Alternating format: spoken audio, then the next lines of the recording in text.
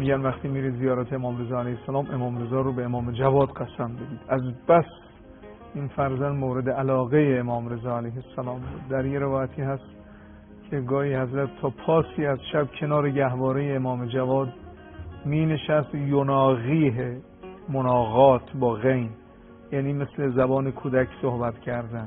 تا پاسی از شب امام رضا کنار گهواره امام جواد نمیخوابیدن، بیدار می نشستن. نزا اونایی که مشرف میشن مخصوصا ماه رجب، ماه زیارتی امام رضا و زیارتی امام حسین علیه السلام هست، اونایی که مشرف میشن امام رضا رو به جان جواد الائمه سلام الله علیه قسم بدن. در روایت داریم لم یولد، در تاریخ اهل بیت علیهم السلام در روایت است لم یولد مولودون، خیلی عجیبه، اعظم برکتن، ولادتی با برکت‌تر از ولادت امام جواد نبوده. شاید بینندگان عزیز تعجب کنند، چون میدانید امام جواد سلام الله علیه سنی از ایشون گذشته بود که خداوند، امام رضا سلام الله علیه سنی از ایشون گذشته بود که خداوند امام جواد رو بهشون دادن.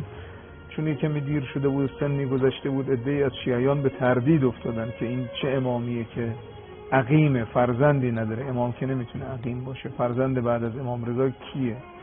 وقتی امام جواد رو خداوند به امام رضا داد، دیگه این شبهه برطرف شد. لذا در روایات هست، حالا یکی از جهاتش اینه، مولودی با برکت‌تر از امام جواد سلام الله علیه نبوده که دیگه این فکر شیعه و نگرانی شیعه رو برطرف کرد.